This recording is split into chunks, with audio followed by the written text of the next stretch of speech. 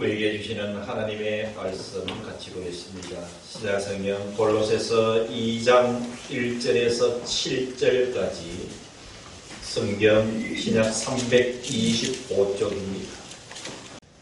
내가 너희와 라오디게아에 있는 자들과 무릇 내 육신의 얼굴을 보지 못한 자들을 위하여 얼마나 힘쓰는지를 너희가 알기를 원하노니, 이는 그들로 마음의 위안을 받고 사랑 안에서 연합하여 확실한 이해의 모든 풍성함과 하나님의 비밀인 그리스도를 깨닫게 하려 함이니, 그 안에는 지혜와 지식의 모든 보화가 감추어져 있느니라.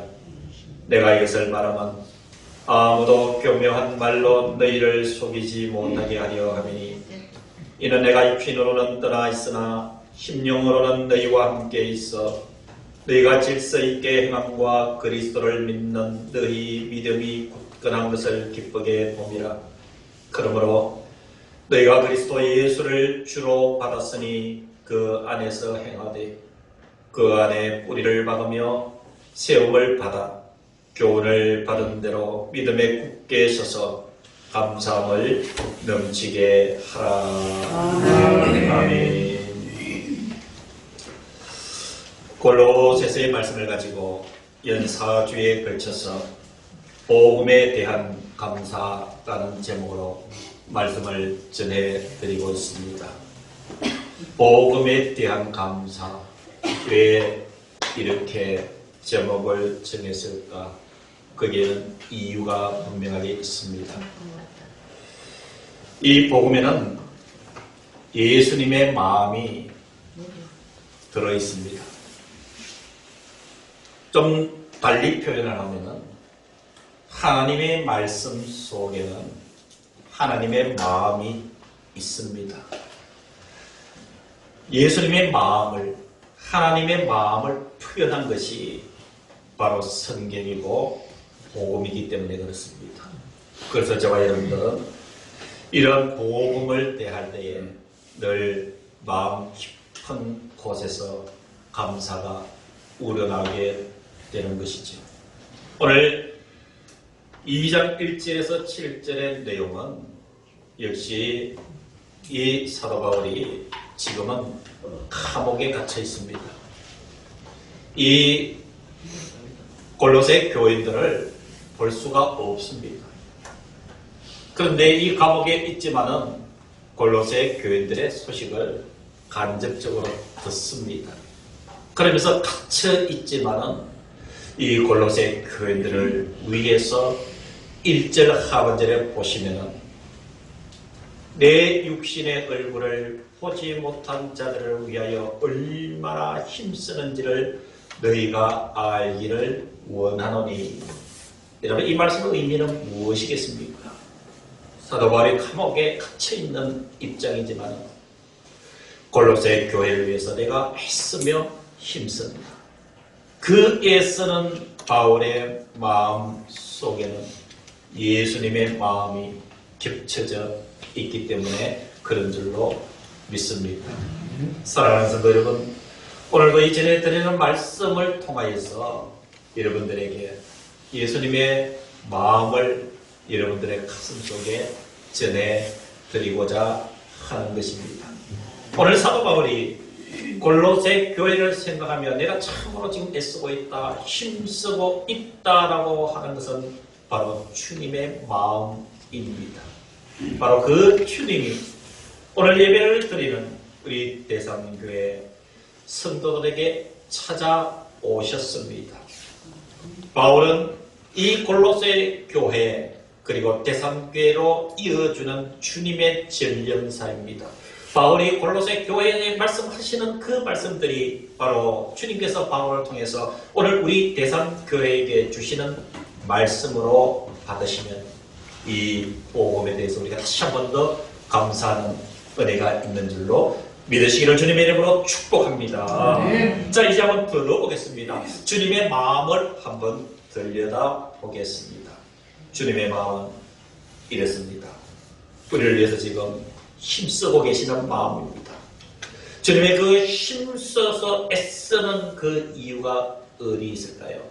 2절에 이는이라고 이어줍니다. 이는 주님께서 애쓰는 그 마음, 우리를 위해서 힘쓰는 그 이유는 첫 번째가 2절에 그들로 마음의 위안을 받기를 원했어. 주님께서 주님의 말씀을 통해서 교회와 성도들이 위안을 받기를 원합니다. 위로를 받기를 주님께서 지금 힘쓰고 있다는 주님의 마음이 오늘 예배를 드리는 여러분들의 심령에 와닿아서 지금 만져지는 은혜가 있기를 간절히 기원합니다. 여러분, 마음을 알면 모든 것이 다 해결됩니다. 여러분, 사람이 살다 보면은 사람 사이에서 행동이나 말 때문에 때로는 오해가 있을 수가 있습니다. 그래서 여러분, 오해를 하게 되면 괜스레 고민을 해요. 왜 이랬을까? 이 사람 나에게 왜 이럴까? 이런 고민을 할 수가 있잖아요. 그런데 여러분 어떻게 하다 보면은 그 마음을 알게 될 때가 있습니다. 그 말이 그 마음이었구나. 이 사람이 나에 대해서 이 마음을 갖고 있구나. 그러면은 그 어떤 갈등들도 마음을 알게 되면 봄눈 녹듯이 해소가 되는 일들도 많습니다. 사랑하는 성도 여러분, 오늘 주님께서 이렇게 힘쓰는 것이 우리의 마음을 위로해 주시기 위해서. 우리가 살다 보면 답답할 때 많잖아요. 우리가 살다 보면 때로는 괴로울 때도 많잖아요. 우리가 살다 보면 이 묵은 짐 때문에 어려울 때도 많잖아요. 그래서 인생의 그 어렵고 고단한 이 문제를 어떻게 해결해 보기 위해서 이리도 한번 살펴보고 또 이 문제 해결이 여기는 있지 않을까 해서 또 세상의 어느 한 곳을 기웃거려 보기도 하고. 그런데 어떨까요? 세상에서는 우리의 마음을 알아주거나 우리를 위로해 주는 대상이 그렇게 많지를 않습니다. 그러다가 주님은 우리를 말씀 앞으로 이끌잖아요. 그래, 말씀 앞으로 이끌 때 말씀을 바라보고 묵상하면서 주님의 마음을 알게 되잖아요. 이미 내 힘듦과 어려움과 외로움과 고통의 그 마음의 자리에 이미 주님의 손이 임하여 계셔서 어루만져 주고 계신다는 사실을 깨닫게 될 때에 여러분 그 주님의 마음을 헤아리는 그 은혜, 그것이 바로 주님의 마음입니다. 그래서 마음의 위안을 받는 여러분, 이 골로새 교회는 큰 문제를 한 가지 가지고 있습니다. 골로새 교회는 양면을 가지고 있는데 성도들은 믿음의 생활을 잘 하고 있어요. 그런데 그것을 회방하는 무리들이 있습니다. 그들을 거짓 선지자라고 해요. 달리 얘기하면 어느 교회가 믿음의 생활을 잘 하고 있는데 그 속에 이단이 들어와서 확 그냥 흐트러 버리는 그 상태가 여러분 지금 골로새 교회의 현실이에요. 그러니까 이 성도들이 마음이 얼마나 아프겠습니까? 마음이 얼마나 괴롭겠습니까? 그러니까 하나님께서 감옥에 있는 사도 바울이지만은 이 편지를 써가지고 이 골로새 교회를 내가 너희들을 위로한다. 힘내라.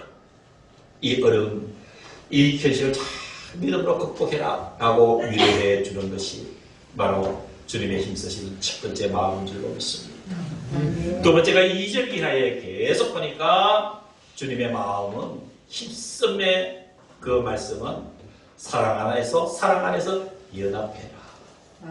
사랑 안에서 연합해라. 사랑으로 하나 되어 거짓에 대항하라고 이야기를 해주고 있습니다. 거짓에 대항하라.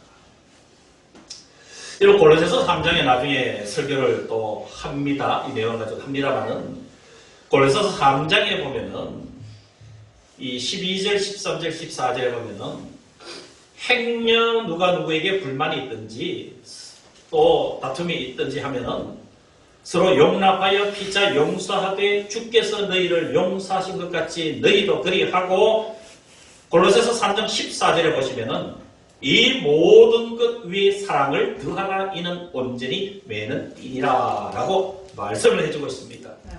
오늘 주님께서 원하시는 마음은 교회를 향해서 이 골로새 교회 즉 대상 교회를 향해서 가장 중요한 것은 사랑 안에서 연합해라, 하나 되라. 연합하다는 말씀의 이 단어의 것은 띠로 연결해서 묶어라 이 말입니다.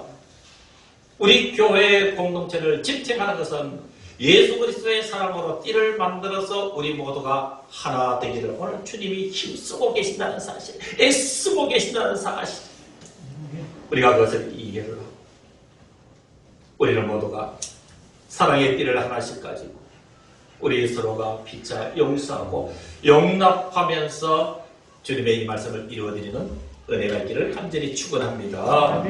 자, 세 번째는 주님께서 힘쓰시면 제발 나를 좀 깨달아라 라고 얘기를 합니다.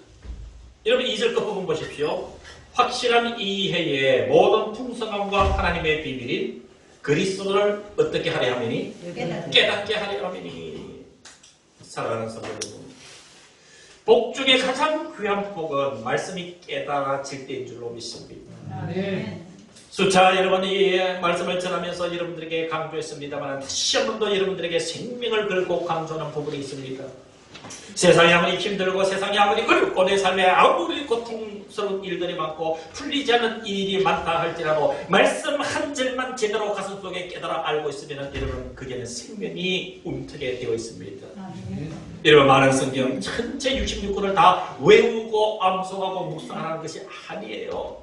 말씀을 보시다 내 생명을 붙잡아주는 한 절의 말씀만 품고 살아간다면 여러분 그게는 하나님의 영이 임하셔서 우리를 이끌어 주시는 줄로 믿습니다. 그래서 사랑하는 성도 여러분, 우리가 복음에 대한 깊은 이해를 통해서 풍부한 영성을 가지고 세상을 향해서 대적해 나가는 것이 여러분 하나님께서 원하시는 것이고 오늘도 주께서 힘쓰고 계시는 부분인 줄로 믿습니다.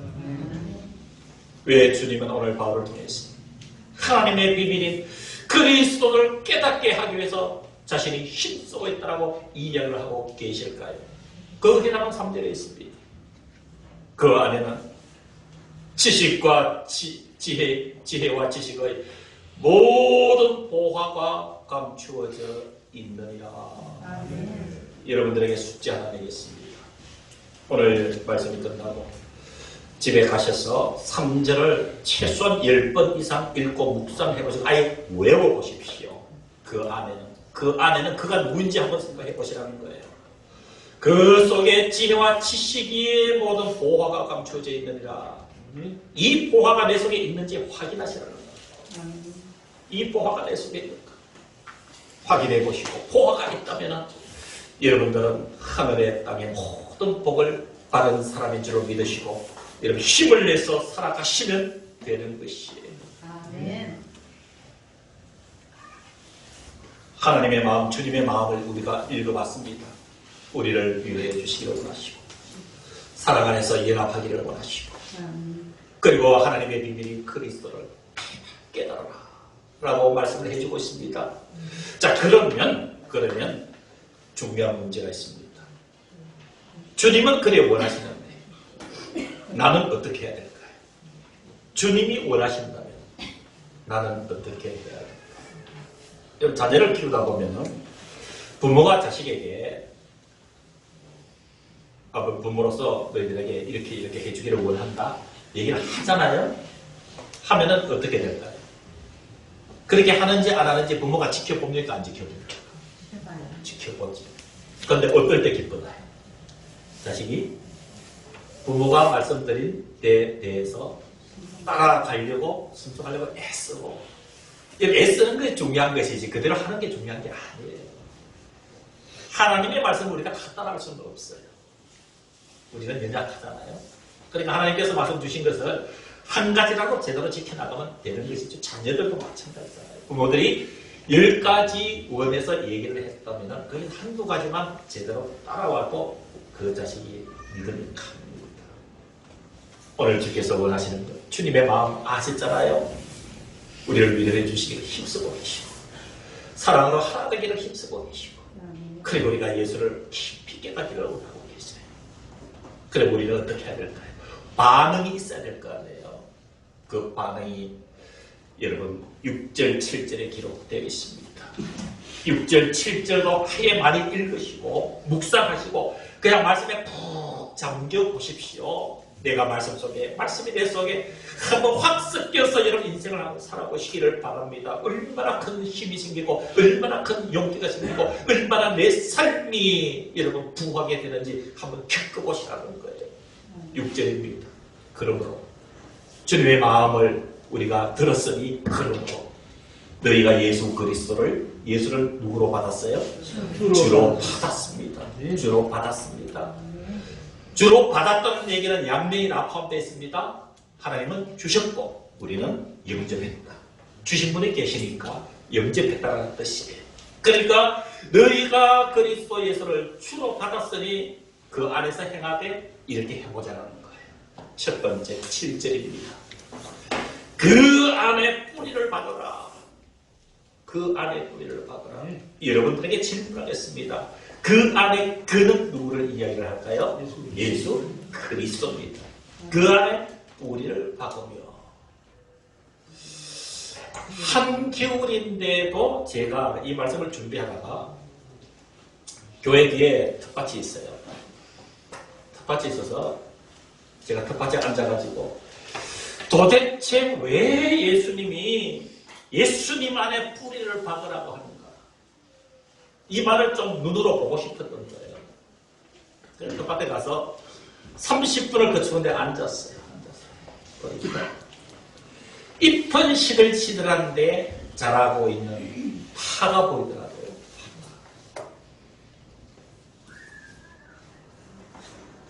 그런데 그 파가요, 영립한 겨울이니까 져 있는데 파를 옆으로 이렇게 보니까 살아있어요. 파랗게 살았어요. 그것도 쪽파더라고요. 쪽파. 가는 쪽파. 이 한겨울에 이 간절인 파가 그참 말라서 비틀어진 듯 하지만 이렇게 만져보니까 살아있더라. 그 속에서 저를 발견을 했어요. 여러분들을 발견을 했어요. 이게 뭘까? 어떻게 살아있을까? 보니까 그게 뿌리가 있었던 거예요. 파가 뿌리를 내고 있습니다. 사랑하는 성도 여러분, 왜 주님이 내 안에 뿌리를 박으라고 얘기를 할까요? 저와 여러분들은 뭔가 이 세상에서 뿌리를 내려야 살 수가 있습니다. 저와 여러분들이 내리고 있는 그 뿌리가 어디입니까? 문학입니까? 학문입니까? 철학입니까? 문화입니까? 물질입니까? 다 아니에요. 돈의 뿌리를 받고 있다면 뽑아내시기를 바랍니다. 세상 문화의 뿌리를, 내 인생의 뿌리를 받고 있다면 뽑아내셔야 됩니다. 세상의 명예와 세상의 지위에 뿌리를 내리고 있다면 여러분 그거 뽑아내야 됩니다. 예수님 앞에 뿌리를 우리는 내리는 이 깊은 결단을 요구하는 것이 주님의 마음입니다. 시편 1편 3절 보면 여러분 시편 1편 잘 아시잖아요. 복 있는 사람에 대해서 말씀하지 않습니까? 거기에 시편 1편 3절에 보면 복 있는 사람은 그가 시냇가에 심은 나무가 철을 따라 열매를 맺는다. 시냇가에 심은 나무가 철을 따라 열매를 맺는다. 여러분 이 말씀을 알면 깜짝 놀라요. 지금은 여러분 나무를 심으면 하면은 우리 어릴 때 이런 말이 있었어요. 식목일날 이 소나무는 거꾸로 심어놔도 자란대요. 우리나라와 같이 아주 옥토와 같은 데는 그렇게 해도 될지 모르지만 여러분 이스라엘은 아무 데나 여러분 이 식물을 뽑아놓는다 자라는 토양이 아니에요. 그래서 우리는 시냇가에다가 뭐라고 심어야 그나마 자라서 소득을 거둘 수 있는 그 환경이에요. 그 기에 대해서 시편 1편에서 복 있는 사람이 그런 시냇가에 심은 나무라니까 그 시냇가에 심는다는 것이 얼마나 귀한 일이에요. 찾아가야 되지요. 노력해야 되지요. 신경 써야 되지요. 그 시냇가가 여러분 바로 주님인 줄로 믿습니다. 아멘. 그래서 그 시냇가에 심은 나무가 철을 따라 열매를 맺으며 그 잎사귀가 마르지 아니함 같으니 그가 하는 모든 일이 다 형통하리로다. 시내가 예수 그리스도에게 뿌리를 내리는 자는 이런 모든 것에 형통하리로다. 시편 92편 12절에서 14절 깜짝 놀랄 말씀이 또 여기에 기록되어 있습니다. 시편 92편 12절에서 14절에 의인은 종려나무같이 번성하며 레바논의 백향목같이 성장하리로라. 의인은 하나님과의 관계가 잘 맺혀져 있는 저와 여러분들을 이야기를 합니다. 우리는 종려나무와 같이 번성한다. 이유가 13절에 이는 여호와의 집에 심겼으며 하나님의 집에 심겼으며 예수 그리스도에게 뿌리를 내렸으며 그 뜻입니다. 우리의 하나님의 뜻 안에서 번성하리로다. 시편 92편 14절에는 이렇게 여호와의 전에 심겨진 예수 그리스도에게 뿌리를 내린 자는 그는 늙어도 여전히 결실하며 진액이 풍족하고 빛이 청청하니. 여러분 하나님께 뿌리를 내리고 예수 그리스도에게 뿌리 내리면은요, 여러분 우리 선미 같은 10대, 우리 세근이 같은 10대 중반, 우리 유아실에 있는 시연이, 나연이, 여아들도요, 아이들은 더 여러분 싱싱하고 힘이 나고 능력이 넘치지요. 여러분 연세 드신 혹시 어르신들도 예수 그리스도의 뿌리가 내려져 있으면은요, 결정도 달라지고 마음도 달라지고 살아가는 생각도 달라지고, 이런 그래서 교회 공동체가 살아있는 것이 예수 그리스도에게 뿌리를 내리고 있으면 아이, 어른, 청년, 학생 얼굴 모습은 달라요. 얼굴 모습은. 우리 세근이가 제 닮았으면 어떻게 될 거예요? 저 나이에. 큰일 나죠. 또 제가 또 세근이 닮으면 안 돼요. 나이는 나이에 맞게 모습을 보여야 돼요. 나이가 들면 힘이라도 희끗희끗 해야 되는 거 맞고 주는 데 있는 게 맞아요. 그러나 여러분 예수에게 뿌리를 내리고 있으면 여러분 생각과 마음과 영성이 달라져요. 힘이 나요. 그래서 이 시편 92편 14절의 의미가 예수에게 뿌리를 내리면은 설사 늙어도 여전히 진액이 풍족하고 빛이 청청하다. 이를 믿습니까? 이 말을 믿으면 그의 주님의 마음인 것이. 왜 예수에게 뿌리를 내려야 될까요? 예수의 생명이 우리에게 공급되기 때문에. 우리가 왜 예수에게 뿌리를 내려야 될까요? 예수님의 생명을 받고 살기 위해서. 우리가 왜 예수님에게 뿌리를 내리며 살아야 될까요? 연약한 우리 마음이 예수의 마음을 공급받기 위해서. 이렇게 뿌리를 내리면 7절 이어서 보시기를 바랍니다. 그 안에 뿌리를 박으면 그 뿌리를 박은 상태에서 이제 세움을 받는 거예요. 성경은 우리 인생을 건물을 건축하는 데 비유를 합니다. 지어져 가는 것입니다. 아멘. 예수님께서 신약성경에서 가장 중요한 예수님의 산상수훈 마태복음 5장, 6장, 7장을 말씀하시면서 그 결론 부분에 마태복음 7장의 비유를 들고 있는 것이 모래 위에 집을 세울 것인가, 반석 위에 세울 것인가, 그것을 이야기를 하고 있습니다. 인생은 분명히 어딘가에 세워져야 되는 것이 여러분 당연한 사실이에요. 그러나 예수님께서 마태복음 7장 이 끝부분에 모래 위에 세운 집은 그천복에 그창할지 몰라도 인생의 피바람이 몰아치고 창수가 부딪히면 넘어짐이 심합니다. 그러나 예수 그리스도에게 뿌리를 내려서 주님이 세워주시는 그 인생은 비바람이 치고 창수가 불어도 전혀 넘어짐이 없느니라. 어떤 인생을 살기를 원합니까? 나는 좀 늦었다고 생각하지는 않습니까? 아니, 지금부터입니다. 지금부터, 이 순간부터 내 인생의 뿌리가 어디에 내려져 있는지 우리는 살펴보아야 됩니다. 그래서 여러분 예수님께로 이식하십시오. 우리 인생을 이식하셔야 됩니다. 그래서 7절 하반절에 이렇게 교훈대로 이 복음의 능력에 가르친 대로 믿음에 굳게 서서 뿌리를 내려서 세움을 받으면 여러분 믿음에 굳게 설 수밖에 없는 것이지요. 무너뜨려도 무너지지 않습니다. 휘저어도 여러분 섞이지 않습니다. 밀어도 여러분 끄떡없습니다. 예수에게 뿌리 내려서 그 위에 세워졌기 때문에 세상 아픔 나 도전해봐라. 세상의 모든 고통과 질고야 나에게 부딪혀와봐라. 나는 흔들지 않을 것이다. 예수에게 뿌리를 내렸기 때문에 주님이 세워주고 계시기 때문에 그래서 여러분 믿음에 굳게 서서 남은 한 가지 우리가 해야 될 일은 당연히 감사가 넘치게 되는 줄로 믿습니다. 삶의 궁극적인 목적은 여러분 성공도 두 번째입니다. 삶의 궁극적인 목표는 명예도 두 번째입니다. 삶의 궁극적인 목표는 어떤 그에게 성취도 두 번째입니다. 마음의 감사가 넘치는 것입니다. 여러분 예수가 있으면 감사가 넘칩니다. 예수에게서 인생의 공급을 받으면 감사해집니다. 예수님 바라보면 감사가 넘칩니다. 십자가 바라보면 감사가 넘칩니다. 복음을 손에 잡고 사면 감사가 넘칩니다.